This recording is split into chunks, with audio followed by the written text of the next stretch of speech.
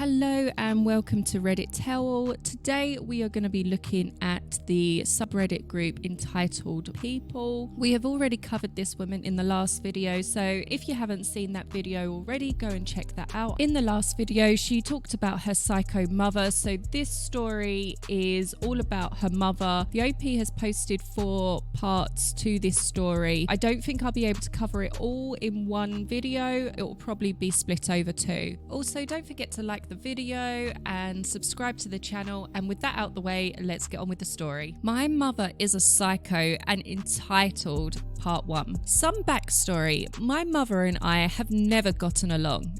Ever since I was little, she has gone out of her way to be very toxic, controlling and overbearing over every aspect of my life, while giving my siblings more freedom. This amped up when my kid was born. Me, B, my kid, EM, entitled mum. Like I said in my backstory, entitled mother and I have never gotten along. She liked controlling my money, my personal life. It was awful. The fights alone were good enough to be on television as one of those reality TV shows. I had lost good relationships with boys, even friends, because of her. After B was born, her controlling ways got even worse. She butt in on my parenting, essentially taking over as B's primary caregiver and decision maker. She told me that because I lived in her house, it was her right as the grandmother to do whatever she liked.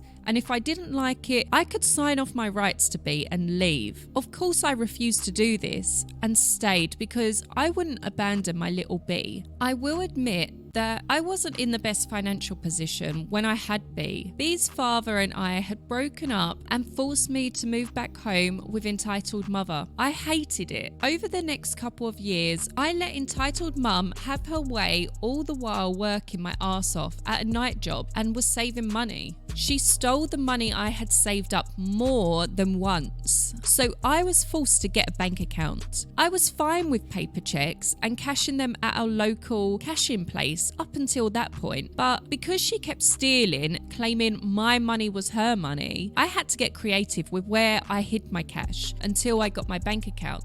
Because it was a bank-issued debit card, it requires a PIN to purchase things. I, of course, came up with a special PIN number that she would never guess.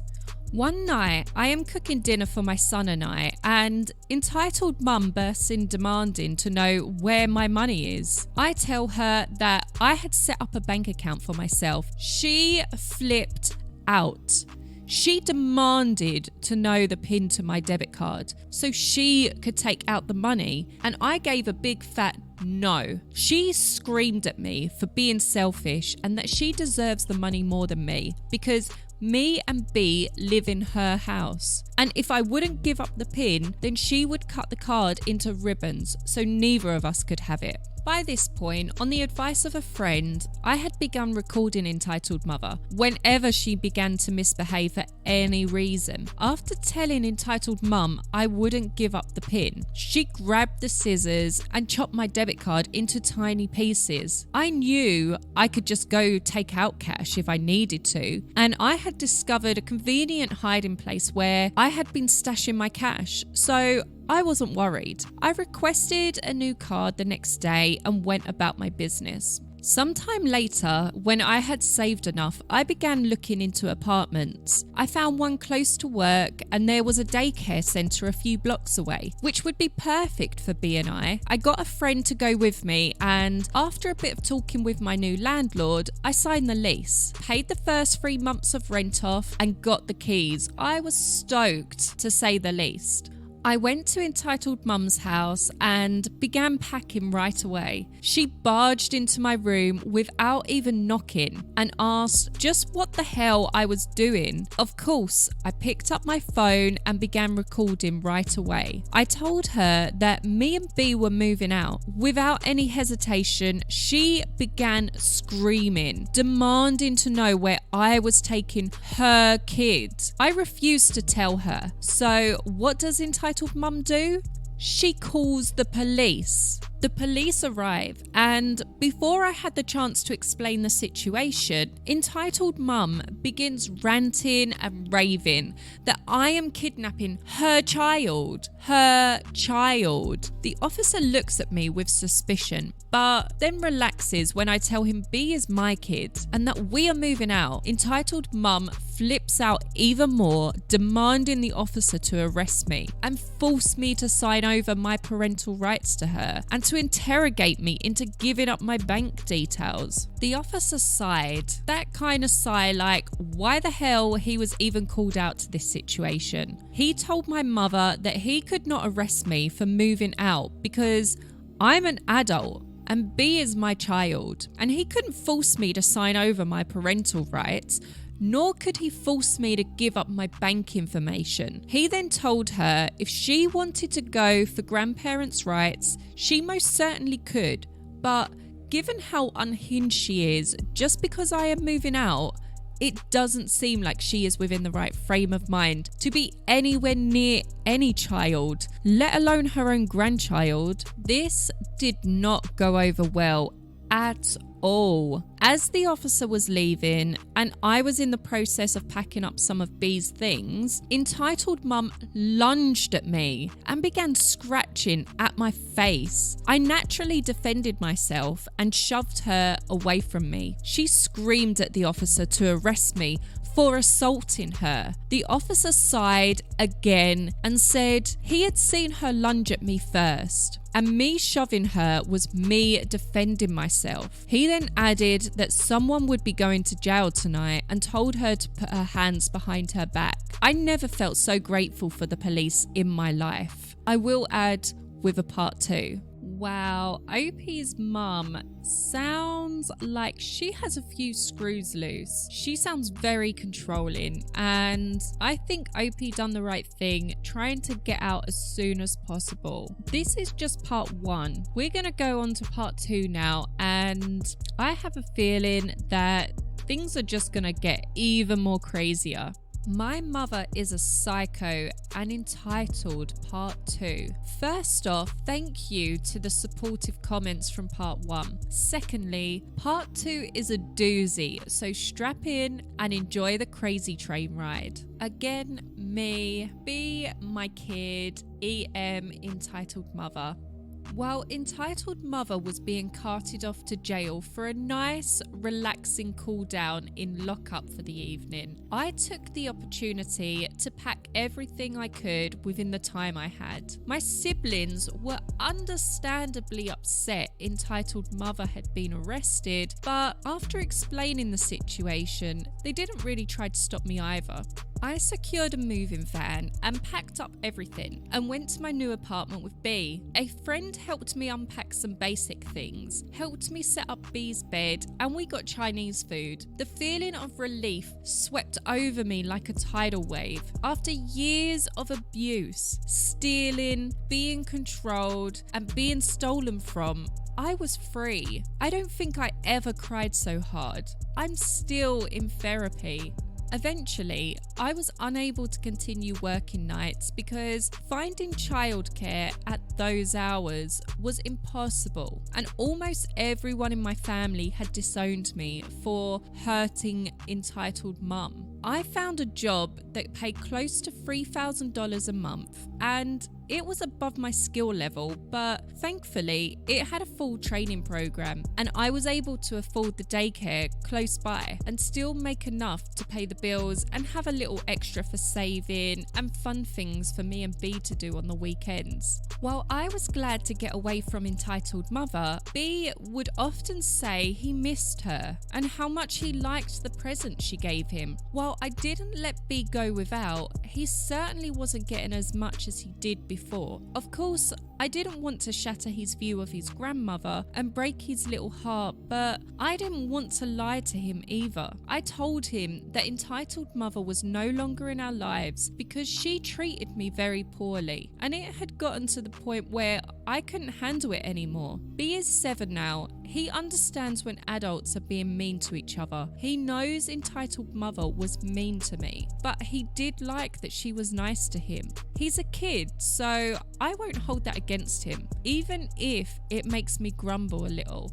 Fast forward a year, I had made our apartment into a home. B's bedroom was stocked full of toys, clothes, a bed, books, and the fridge was always full. On my income, I was able to buy myself the queen bed of my dreams. I afforded us a comfortable life. While we weren't rich, we had enough money to live, and having financial stability was something I never thought I would have under entitled mother's control. I even started seeing a very awesome guy I had met at a luncheon my boss was throwing. We hit it off immediately, and B absolutely adores him. After having no contact with entitled mother for the year, I was surprised to see I had a message over Facebook from one of my siblings. They asked me if I'd be willing to talk to entitled mother and try mending the rift, because she missed B and wanted to mend our broken family for B's sake. I didn't want to. I felt like this was some ploy to get her claws into B and hurt me again. Just looking at the message made me have a PTSD episode. I was scared. Very scared. After my boyfriend helped me to calm down and told me that talking to my therapist might help, I called her and set up an emergency appointment. My therapist told me that entitled mother reaching out might be sincere, and the most that will happen is the visit going bad and I go back to no contact again. I wasn't worried about there being an argument. I was worried entitled mother might steal, or worse, kidnap B if I turn my back. My paranoia was all over the place. After thinking it over for a while, I decided not to let fear control me. I messaged my sibling back and we made plans to meet up in a public place for lunch. I agreed to bring B with me, but I made the condition that my boyfriend would join us as well. My sibling wasn't happy with this, but hesitantly agreed. Red flag number 1. As the day of the lunch approached, entitled mother sent a message to me on Facebook saying how much she missed B and that she had loads of presents for him. I said, I am sure he will be very grateful for the gifts, and entitled mother said she had one for me too. To avoid an argument, I thanked her and told her I would see her at the lunch. She assured me I would be shocked when I opened my present with a devil grin emoji. Red flag number 2. On the day of the lunch, my anxiety was shooting through the roof. I kept changing my mind, but my boyfriend assured me he would be there for my every step of the way. And if I was uncomfortable and wanted to leave, he would grab me and get the F out of there. After some more freaking out, we got into the car and arrived at the restaurant. My boyfriend was kind enough to offer to pay for everyone's lunch, and entitled mum took full advantage, ordering the most expensive thing on the menu, including an expensive cocktail and even an extra dish to take home for later. I was understandably annoyed at this, but my boyfriend simply smiled and said whatever entitled mother wanted. After we ate, B and entitled mother hugged, and B opened all of the gifts she had gotten him. He was super happy and excited to take everything home to play with them, but entitled mother stopped him and said that the toys would be for her house and that B was welcome to come play with them whenever he wanted. I nearly spat out my drink. This got entitled mother's attention and she smiled at me. That smile was faker than fake, and said she wanted to hand deliver my gift in person. She handed me a large brown envelope. I almost didn't want to take it, worried she had put anthrax or something in it, but I took it and opened it. She was petitioning the court for grandparents' rights. I immediately exploded, standing and throwing the papers at her, shouting at her that she will never get her hands on B and she would over my dead and rotting corpse. I grabbed B, my boyfriend, and we immediately left. B was sad he couldn't keep the gifts, but I promised to buy all of them for him myself, and we didn't need entitled mother in our lives. I felt humiliated and tricked. The only good thing to come out of this horrible episode is that they were left with the bill. There is more, so part 3 is coming. Oh my, OP's mum really petitioned to the court for grandparents' rights. OP sounds like she's just trying to get on with her life. She's got herself her apartment, she's got herself a nice boyfriend, and she's just trying to do her. Well, her mother, who hasn't had contact with her in over a year, believes that she will somehow win the court battle. Just doesn't really make sense to me. As I said, there are 2 more parts to this story regarding her mother, so I'm gonna post that in a separate video. So don't forget to subscribe and like this video, and come and check out tomorrow's video for parts 3 and 4.